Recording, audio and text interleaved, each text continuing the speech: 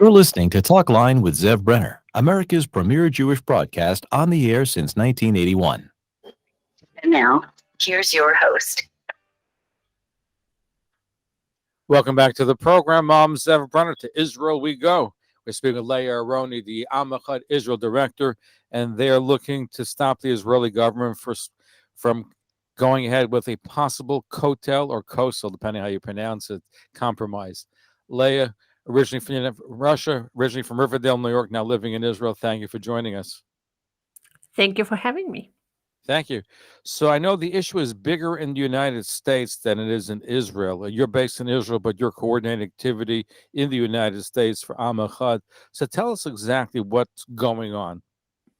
Okay, so this is actually not an Israeli or an American issue. It's an international diaspora issue. And the Israeli government decided several years ago to create an additional plaza at the Kotel, basically to partition the Kotel so that there will be a traditional plaza, the one that we know.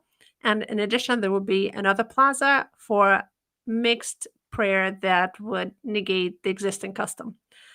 This was done under the pressure from the reform and conservative movements who told the Israeli government that unless they create this additional plaza, there will be a split and a rift between Israel and the diaspora. Then the Israeli government froze that compromise, but now this recent government, this latest government, has revived it and is slated to implement the compromise unless we do something about it. Now, is this the Robinson Arch compromise? Yes.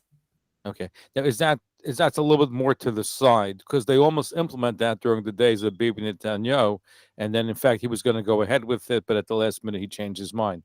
I guess for political Exactly. consideration in Israel. Exactly. So now the reform and conservative movement feel they have a better shot because you have no religious parties in the Knesset. It's not only that. The former head of the Israeli reform movement, Gilad Kariv, is now a member of the Knesset. His party, Labor, is part of the government.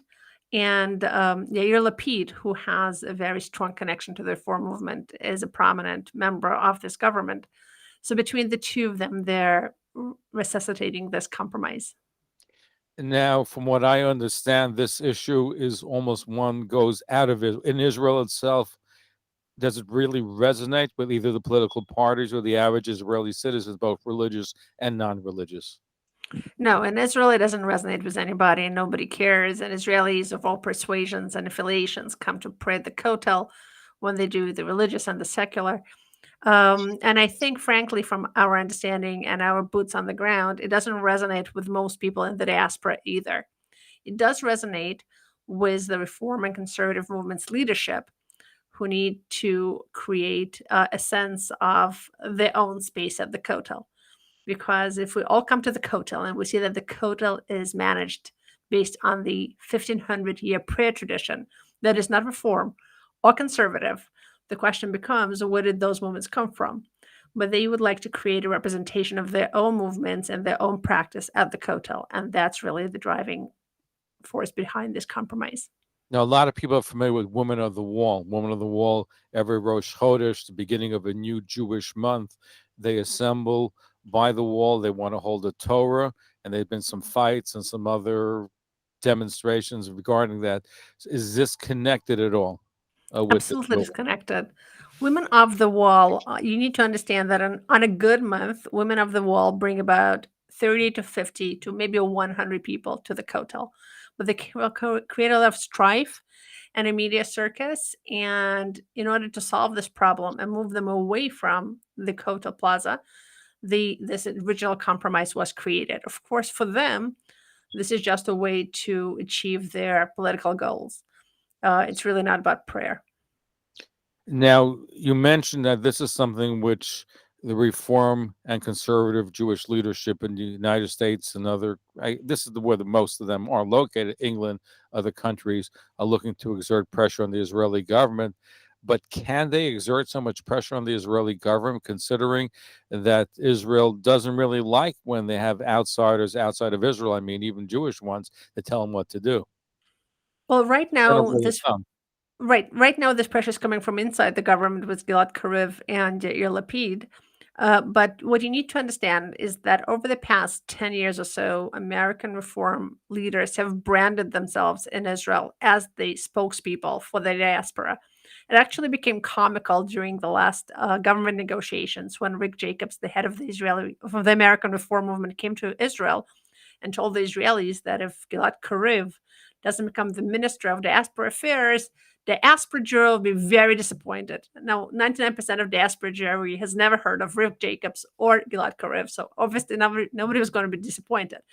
But they've branded themselves as the spokespeople for diaspora Jewry quite falsely because the reform movement has 1.2 million members in the world, period. The conservative movement has 600,000 members in the world, period. So they're important minority, but they definitely don't speak for diaspora Jewry. And what we're doing at Echad is actually bringing a different voice of a large swath of diaspora Jewry who are not interested in the compromise, are not interested in changing the status quo, and would like to preserve the Kotel with its 1,500-year prayer tradition. Now, who is Echad? It's predominantly the Orthodox Jewish community. Actually, no, not just Orthodox. And I think there's a tidal wave of change in American Jewish community. If 15 to 20 years ago, most Jews who were not Orthodox would go to Reform or conservative synagogues. Today, they don't.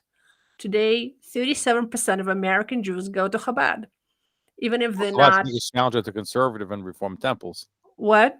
Chabad is the biggest competitor to conservative and Reform temples. It's not a competitor anymore. Reform and conservative temples have lost 25% of Reform and conservative movements have lost 25% of their synagogues over the past 20 years. And Chabad, listen to this, tripled its synagogues, 300%. So today, I think more Jews in America, they're either leaving Judaism and becoming completely assimilated, or they're coming closer to something a little bit more traditional than in the past. And if you go outside of the United States to Europe and Australia and Russia and other countries, Jews, no matter if they practice or don't practice, if they keep mitzvot or don't, the synagogue they go to is Orthodox. And when they come to Israel, they feel very comfortable at the Kotel. And the same thing for Israelis. Whatever they do on Shabbat, whatever they eat, if they're religious or not, the synagogue they go to is Orthodox. And for them, the Kotel really represents the prayer tradition that they're familiar with. Where'd you get the statistics regarding the movement towards Chabad from the conservative and Reform movements? From the Pew study.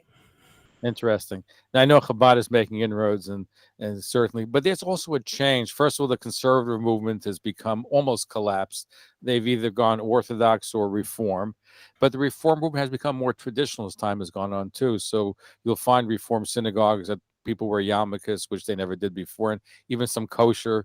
So you'll find some changes there too. I don't know how that impacts this particular situation, but there is more of a return to tradition, at least in the last 10 or 15 years.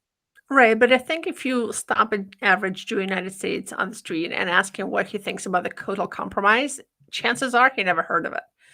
Correct. And the only people who are pushing for it in the United States are really the leadership, because for them it's a question of prestige. But there's a very large swath of diaspora Jew who is vehemently opposed to this. It's people who are religiously observant or traditional, people who come to Israel and they want to pray the Kotel the way it is.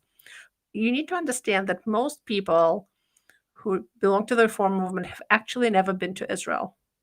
60% of Reform Jews have never been to Israel, and another 20% have been there once. So it's a little bit rich for them to come and now tell Israelis how to organize the prayer tradition at the Kotel. So what we're doing at Echad is actually, we started a petition drive, and every person who signs this letter that we put out on the site, onekotel.org, goes straight. Why don't you spell it too? Onekotel, ONEKOTEL.org.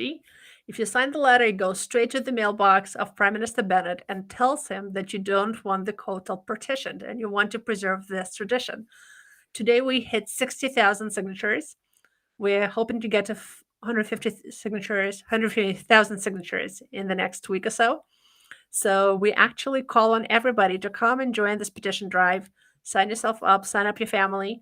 Onekotel in one word.org, and you can let the Israelis know what you want to happen.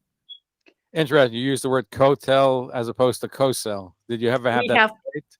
we have one coastal.org as well for You're those who covering all prefer. bases. That's we're covering all bases. Now, let me ask you a converse question. Before I asked you, is can American Jews, conservative reform rabbinate, tell the Israeli government what to do?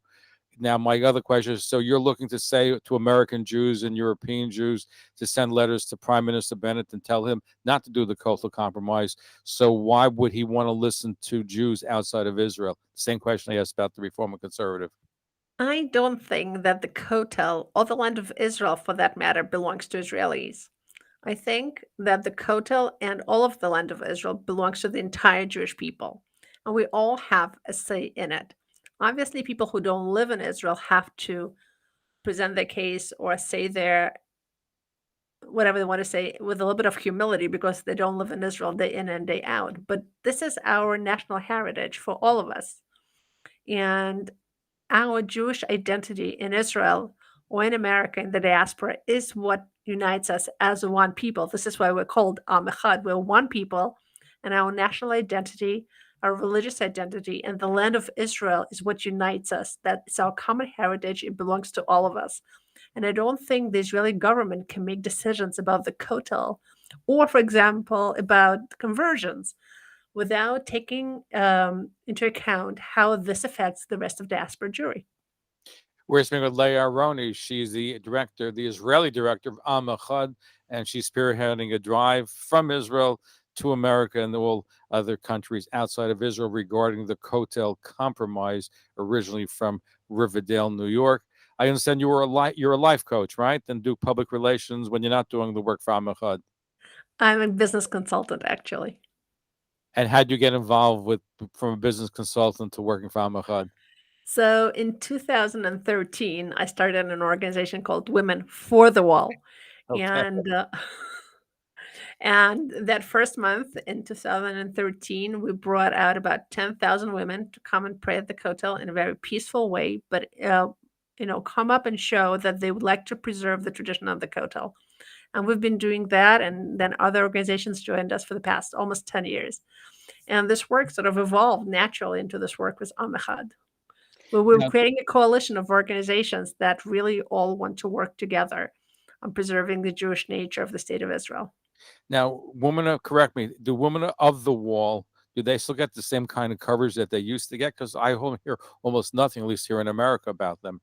No, it depends. It changes from month to month. But you need to understand the women of the wall are actually, once again, an arm of the reform movement. They sit in the same offices, and Anat Hoffman, the head of Women of the Wall, is the number 2 official of the reform movement.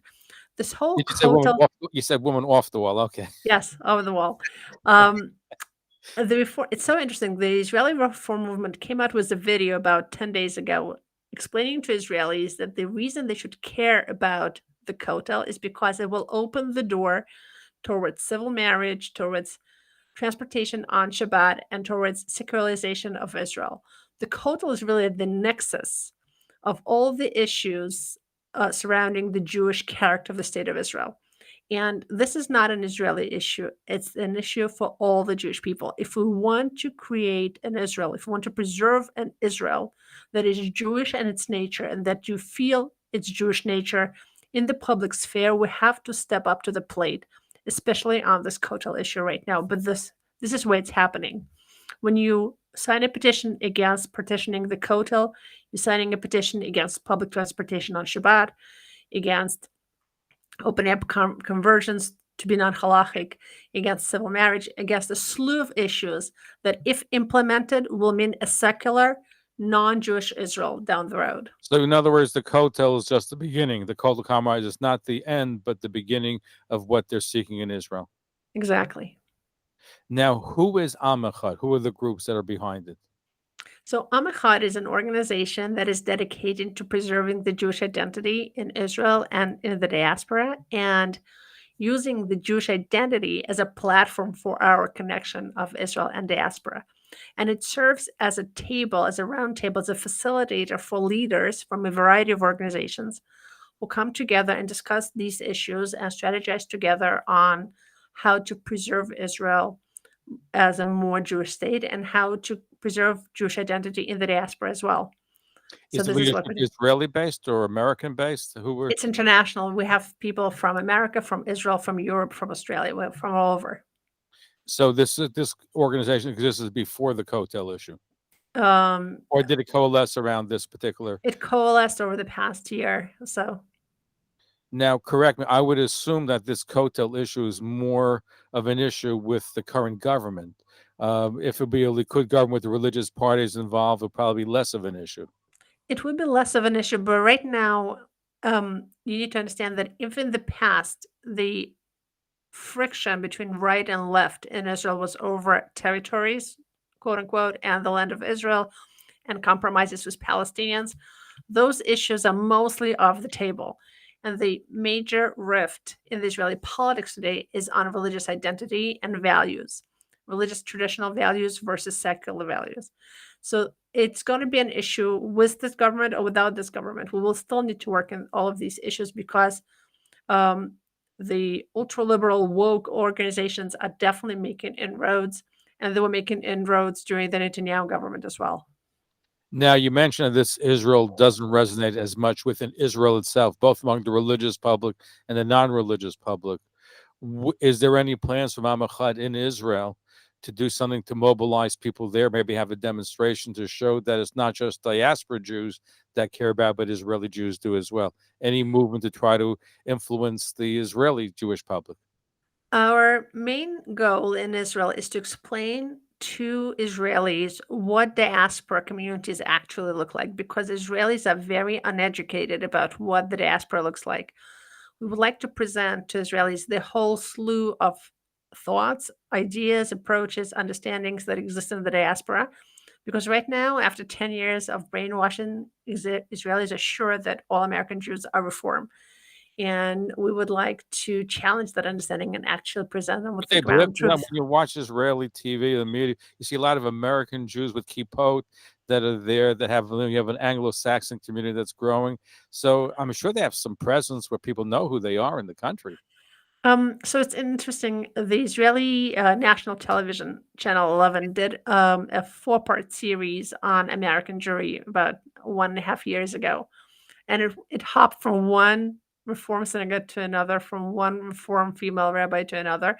And the only thing they had to show for the Reform community was the Shomrim in Brooklyn. So, so no, Israelis don't really understand what American community looks like. Interesting. So tell me, what is your strategy? You have 60,000 people that have signed the petition so far. You want to get about 150,000, correct? Exactly. So how are you We'd like going? to we would like to exceed 150,000, but at You want to least get more, 150,000. at least 150,000. So how are you doing it? What are your plans? How are you reaching out to Jews? You said that non-Orthodox Jews are also signing. So I'm curious to know how you're reaching the Orthodox Jewish community, how you're reaching the non-Orthodox community. So a lot of the outreach is actually organic. We have 250 teams on the site. It's a charity site, but we're not asking anybody for a cent. It's just come, take a minute to sign the petition and go. We have over 250 teams of people who really care about the issue from all over the world, in the States, from Chicago and Houston and Baltimore and Brooklyn and Los Angeles, and in Europe, from London and Belgium. People from the Yiddish speaking community to the regular good community to Chabad to modern Orthodox to non-religious, really across You forgot the what spectrum. about the Russian community? The Russian community, right? I failed on that one. So and it's reaching organically. We're obviously reaching out through the press. We're reaching out with banners to make people aware of this, and we're using social media. But most of the signups have really been organic. You know, it's people signing up their friends in school, signing up their friends in yeshiva, signing up their neighbors, the family members, and really sharing it around. It's been unbelievable to see how much people care. And our office is flooded with email from people who are supporting. And actually, this whole petition drive was started because we kept getting emails. How can we get a letter to Mr. Bennett? We don't want to see this Kotel deal go through. And after we got several dozen of these emails, we said, okay, this is what the people want. We're going to help them do it. Now, is there a time deadline, or do we know when the Knesset is looking to enact this compromise? Do we have any idea how much time is between now and such legislation possibly becoming the law of the Knesset? So, like everything with this coalition, they've been wishy-washy about it because there's such an eclectic group of parties. They've been pretty wishy-washy. So we do not understand what the timetable in this is because they keep changing the timetable. But we are going to give this petition drive about 10 more days.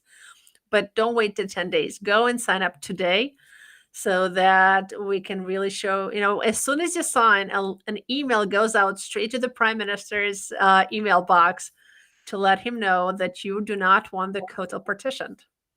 Has you had any reaction from the Prime Minister's office to the petitions that have come to his desk so far? No, we haven't had that yet, but we're going to make sure that he sees them. They're not going to be ignored. Out of curiosity, you mentioned that you have two people in the current Knesset, Uri Regev and Yair Lapid, that are actively pushing it. Is there anybody in the Knesset, because there's some Orthodox legislators there too, and nationalist ones, have anybody been as forceful in saying we don't want it, we'll leave the coalition? Remember, when one person leaves the coalition, the government falls. So do you have anybody that's on the other side saying, hey, we're not going to do it? Right. It's not Uri Regev, it's Gilad Kariv. No, the issue with the nationalist and religious parties in this coalition is that they don't have a future. If the government falls tomorrow, they're not going to be brought back. They're not going to reach the minimal amount of seats necessary to go into the Knesset. So they're hanging on for dear life, all of them together, and nobody's leaving at this point. Okay, good answer. If people want to sign the petition and they shouldn't wait to the last moment, where can they go to sign up? One Kotel in all in letters, ONEKOTEL.org. You can set up a team and invite your friends and neighbors and classmates to join, or you can just come to the site and sign it up for yourself and for your family members. Leah Aharoni, the Echad Israel Director, coordinating efforts in Israel for diaspora. Thank you for joining us. Look forward to having you back on a future broadcast. Thank you so much, Zev. It was a pleasure. Thanks for listening. For continuous Jewish programs, TalklineNetwork.com, or our 24-hour-a-day listen line at 641-741-0389. For past shows, you can find us on iTunes, Spotify, Amazon, YouTube, Instagram, and all major podcast platforms, or jewishpodcast.org. Thanks for listening to the TalklineNetwork.com.